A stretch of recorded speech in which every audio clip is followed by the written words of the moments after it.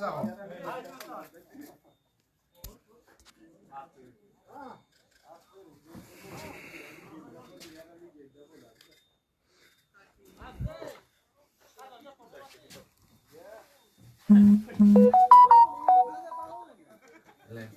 yana gitti.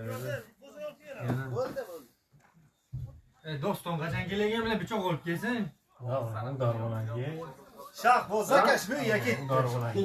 Baliq tutsa ketdi. Abdon nana bu.